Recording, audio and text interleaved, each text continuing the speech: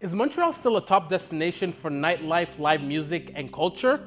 Well, the answer depends on who you ask. I would say Montreal is the destination city for Canadian or so-called Canadian artists to come to start their career. Montreal is not the nightlife hub that it once was. Whatever your answer is, parties are promising solutions. Think about it like this.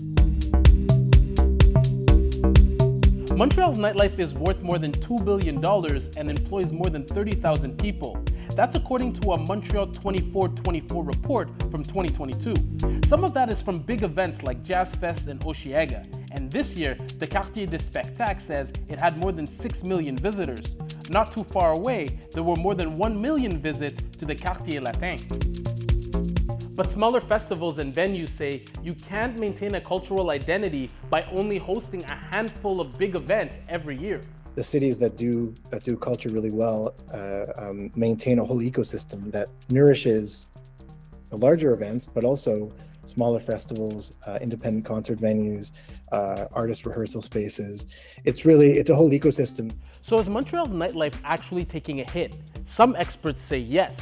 They blame the rising costs, gentrification, and the biggest problem, fines from noise complaints. Noise and complaints about noise are the single factor that has led to the most closings of nightlife venues and the general sense that there's a crisis. Noise complaints are handled differently depending on the borough that you live in. We did an access to information request. The city got 97 noise complaints between January and August of this year. That's on pace to be the highest in 5 years. But some venue owners say the real number is probably higher because some of the noise complaints made to police aren't accounted for. We're now starting to see a lot of the negative symptoms, like venues closing at a faster rate, artists moving out of the city center. Right now, a venue like this one can get up to a $10,000 fine for their first noise infraction. That would close one of our venues immediately to get that kind of fine. That's what happened to the Blue Dog, as well as the historic concert hall, La Tulipe.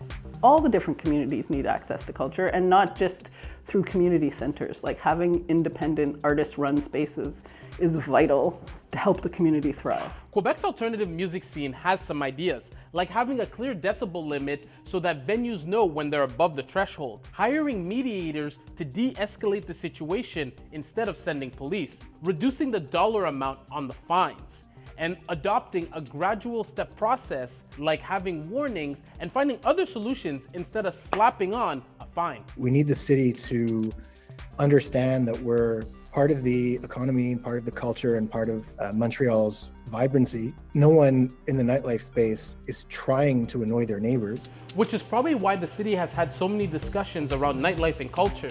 Experts say that's a good thing because it could lead to improvements. We want to keep downtown lively or make it lively again after the pandemic. But I think one of the great things about the last few years is that places like Villeray and NDG have become hubs of kind of mini nightlife. So what are the Montreal parties promising when it comes to arts and culture? Projet Montréal wants to offer financial incentives like free permits to landlords who make their spaces available to artists. To address noise, Ensemble Montreal would direct all complaints to a specialized administrative unit instead of the police. Transition Montreal would appoint a night mayor and night council to be a go-between groups, businesses, and the government. Future Montreal would create a fund for festivals and cultural events. And Action Montreal would create rebates for local and foreign productions. You can find out more by checking out the party platforms. Your vote for who gets into City Council could make a difference on how nightlife and noise are handled going forward.